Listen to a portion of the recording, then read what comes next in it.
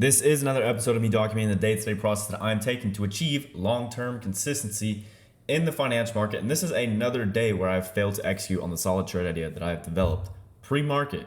I'm down 2 losing trades today, but I had the right idea coming into the open. I just was not able to execute on that. And the same could be said about Friday and last Wednesday. Both of those trading days, I also had a correct market approach, the right trade idea, but I was just unable to execute on it. So there's a couple problems that I'm dealing with right now. Most of them dealing with trade management and my inability to maximize these winning trades that I am taking. So I'm attacking those with intention. I've created a plan to attack those. If I show you real quick, the Miro board, you know I got to whip out the Miro board. But I've understood these problems on a deep level. I've created a solution for them. And now I have a plan to problem solve. And now I'm implementing that. And now it's into my daily process. Now it has become a part of my daily process template. So it's frustrating. I keep coming to the market, solid trade idea, but I'm not able to execute on that. Why? What's going on? Well, today I would just simply mistime the move. Now, if we read my plan,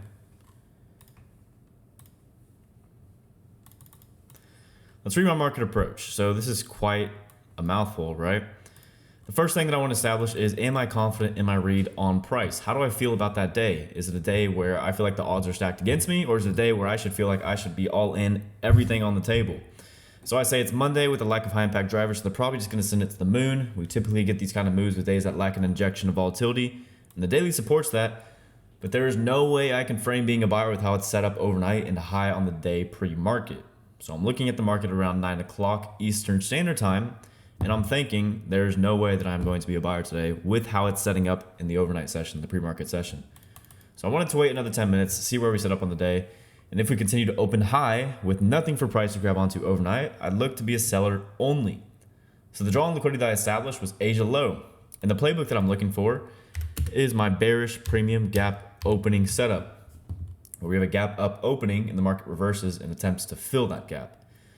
So higher time frame narrative, it's NFP week, it's Monday, and we have an overextension of the impulse swing that started on Friday that gives nothing for price to grab onto as it opens high on the day, and I'm not interested in buying this at all. So if we go to a 15-minute, we can see that this is the impulse swing that started on Friday, right? This is the move that I caught at consequent encroachment at Thursday's daily discount wick. Started this impulse swing higher on Friday. Friday settled near its high, and then we see immediate continuation of that from this week's opening at 6 o'clock Eastern Standard Time on Sunday. And we just see an extension of that in the overnight session. There is no solid discount array within this entire impulse swing for the market to drop down into, grab a hold of that, find support, and climb higher.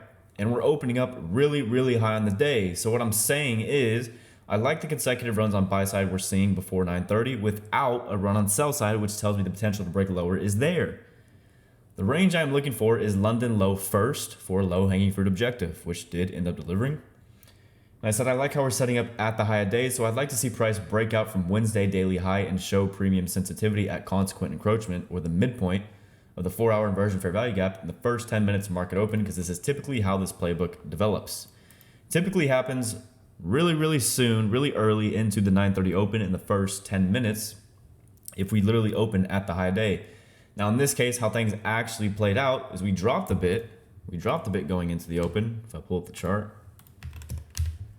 we came off the high of day a bit. We took this minor sell side liquidity pool here. Then we made a new high of day. Then we reversed, faded lower. And now we're attempting to fill the opening range gap that we have. We have a large gap up opening. We delivered London low. And the reversal came after 10 o'clock, after that driver, which is a huge lesson today for how I mistimed this move. So if we read my trade plan, we can see that quite literally what I said in my trade plan played out, not exactly, but almost exactly, and I failed to execute on it because of, number one, my unawareness of how the market's set up going into the open, because I had to take a shit. Literally, I had to take a shit before the open, and I got back to my chair right at 9:59, and I see that the market as aggressively came off the high of day. I quickly flipped to the S&P, and I see that we have an S&P divergence. The S&P already delivered Wednesday daily high. If we flip to that, which is back here, right?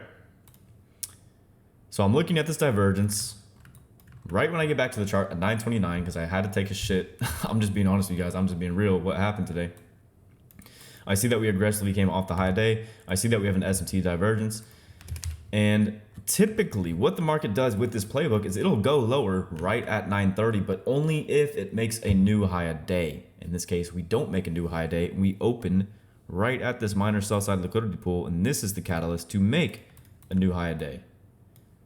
Now, one of the problems that I'm trying to combat right now is my inability to confidently execute PD arrays that I think the market should reject and go lower. So when I see the market trade up into this gap and then start to show premium sensitivity there and trade lower, that's my sell. Because I'm looking at the S&P, I'm looking how we suddenly broke pre-market lower before the open, and I know that with this playbook, it typically happens right at 9:30, but only if the first thing it does at 9:30 is it opens and trades up and makes a new high day and fails. In this case, we don't have that. And I was unaware of that because I was rushed in the moment, just now getting back to my screen, just now thinking, oh shit, it's 9:30, and the first thing that we're doing is trading up into this gap. And if we're going lower, I think we should reject this because we have an SMT divergence. So SMT is not helpful for me.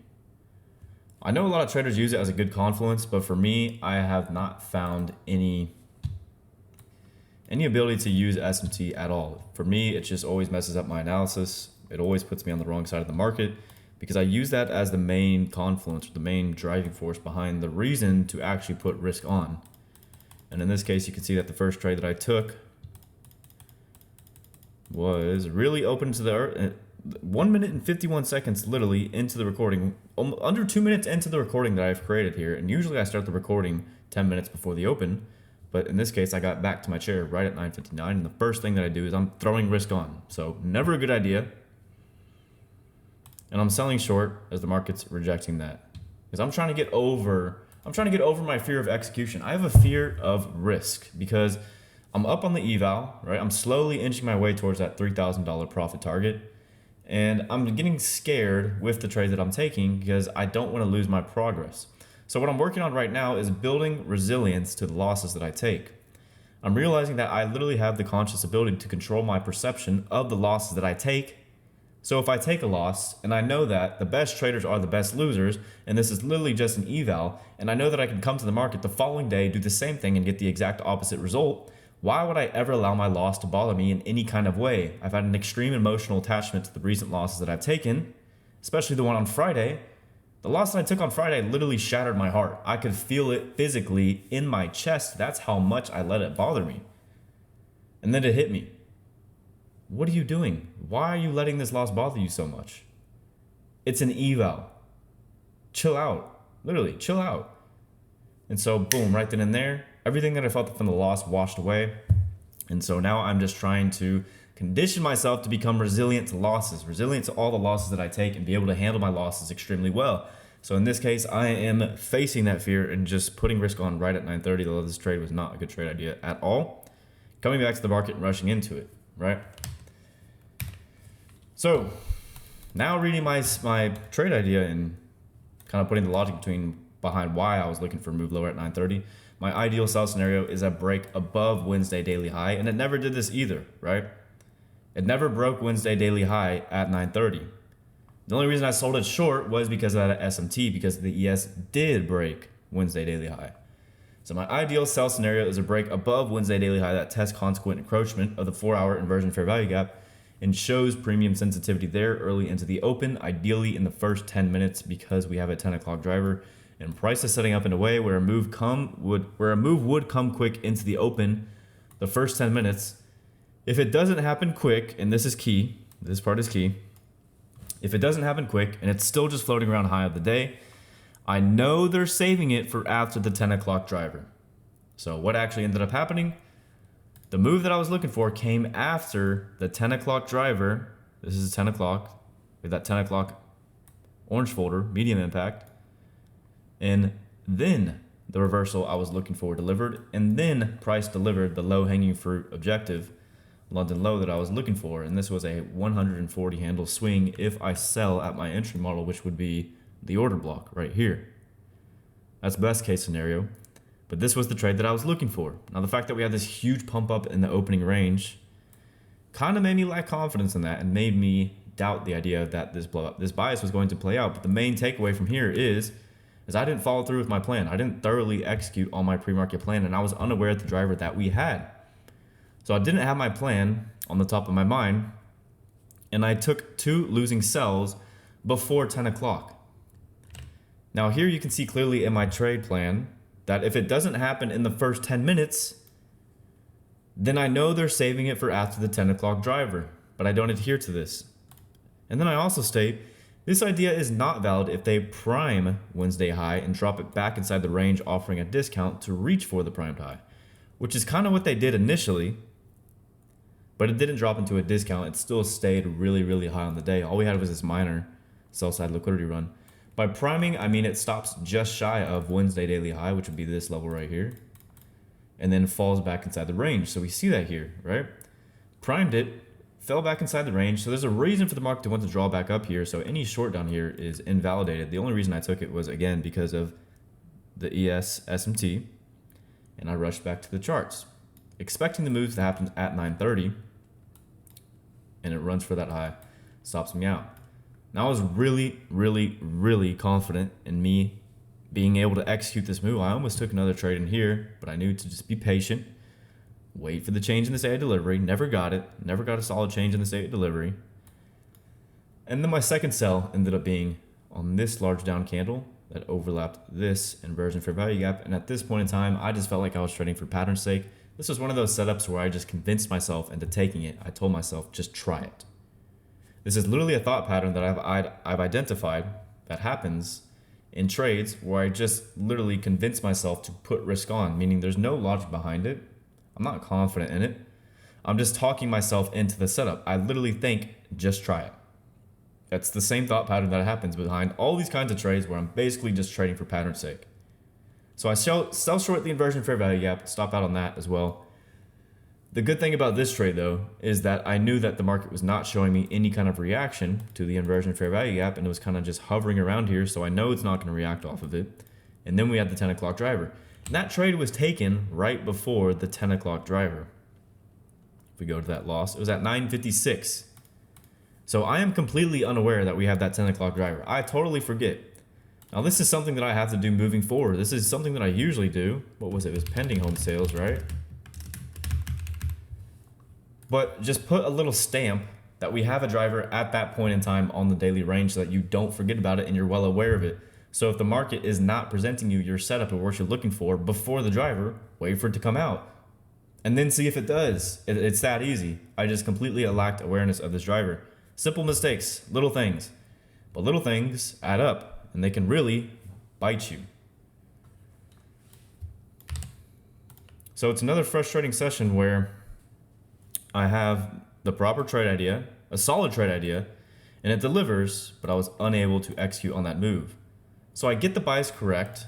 The market gives me what I'm looking for, but I walk away down $162.70 on the eval, right? So it's frustrating. Why am I consistently not able to execute on these moves? That is a serious question that I have to ask myself. But I'm not going to sit here and think I have an entirely new problem that I have to address, because that's what I used to do in the past. I used to look at every single individual trading session, and the mistake that I made for that session, I would try to work on solving that problem. So it's like each new trading day, I was tackling a different problem. Recently, on the Miro board, I've evaluated the opportunity costs of the main mistakes that I'm making in terms of trade management and not being able to capitalize on winning trades, or clear obvious setups that are really, really costing me. And I've basically done a cross analysis and came to the conclusion that the way that I've been backtesting, which is demanding perfection of the market, has conditioned me to not even know where to place a stop loss and not even know where I'm getting out. So now I'm doing things to intentionally combat that and build the skill of stop management and build the skill of exits, or where I'm getting at.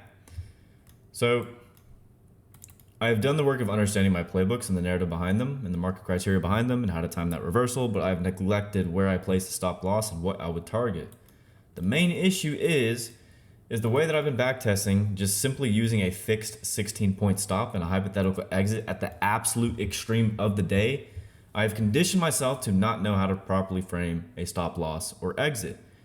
Because when I was backtesting, every stop loss was automatically placed at 16 points, not considering the point of invalidation, with the exception of the setups where the drawdown did exceed 16 points. And every target was at the extreme of the day, holding for the end of the day. So as a result, I don't know where to place my stop loss, and I don't know what my objective is for the day. I'm simply unaware of what am I even reaching for the day. So what I did today was I created a new template. This is daily data version 3 now. I'll show you guys, I did it right here on Sunday. Let me just pop it in real quick.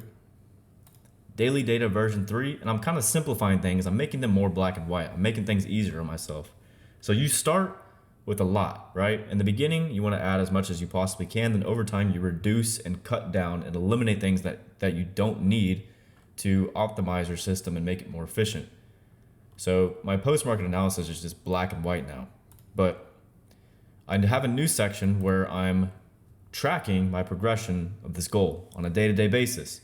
And these are simply the things that I need to do to build the skill of stop management and build the skill of exits. I just simply need to frame my stop at the point of validation and be aware that my trades are worth the risk. And to be aware that my trades are worth the risk, I have to be aware of my daily objective.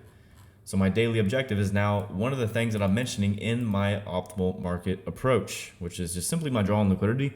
But I have to be aware of this level all day. I have to know what I'm aiming for on that daily range all day, which is what I did today, basically. You can see, instead of saying what is the draw, well, I added this below trade plan. What is my target? What am I targeting? You can see that I said I'm targeting London low or a discount of the range. They converge. Then Asia low beyond that. So London low and Asia low, they converge, or London low and the discount, they converge. So I know that is a high probability target. Go to the 15-minute. If we frame the dealing range, where did I even frame it? I think from here to here, right? So this is the pre-market high at the time, so the dealing range would be from here to here. We can see the midpoint, this red dashed line, it converges with London low. So I know it's a high probability target. Even if this is counter trend, I'm not interested in being a buyer if the market continues to trade higher, because we have literally left nothing for the market to grab onto in the overnight session. Look at the hourly. Look at this. Do you see any fair value gap in here? Do you see an order block? Do you see a breaker? Do you see a volume imbalance? Do you see a change in the state of delivery? Do you see anything? Do you see an inversion fair value gap? There's nothing in here, right? So if there's nothing in there for the market to grab onto, am I expecting the market to find support there? No, not at all. It should probably take out that impulse swing. But there is some on the 4-hour right there. But that's what the market reaches down into, right? So maybe this is where we find our sticking point, and this is where we continue higher to the new all-time high. So, all in all, in conclusion, to sum things up, I'm framing the right trade ideas. I'm lacking in my ability to execute on them. Now, I thought I had the daily bias incorrect initially, and I was literally dogging myself. I was antagonizing myself because I got the daily bias incorrect. Well, it turns out the market did offer what I was looking for. I just mistimed the move.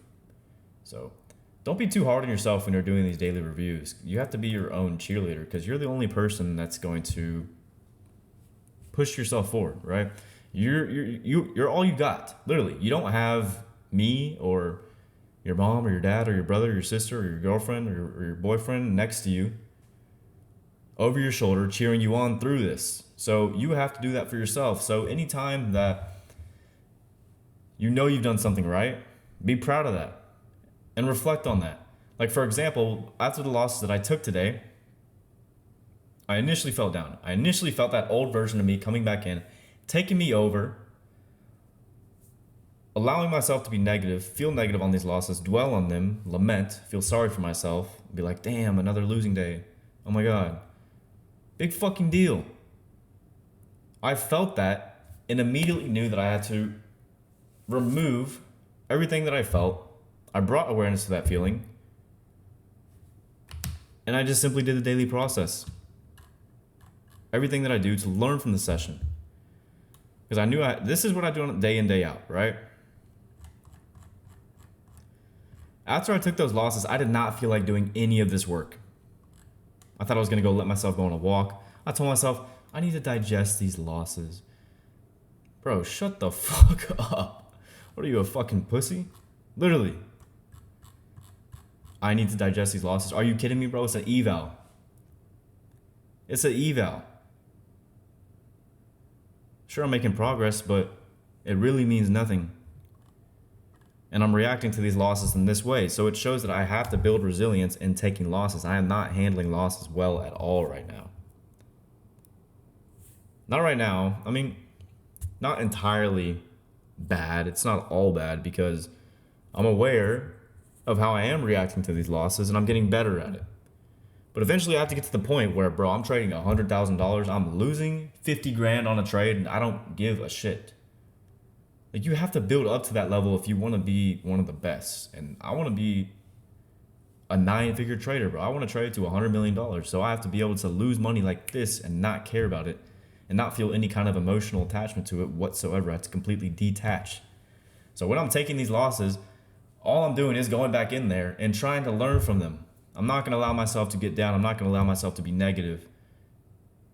And for the most part, the reason that I do that is because I know that I can come to the market the following day, do the same thing, and get a different outcome.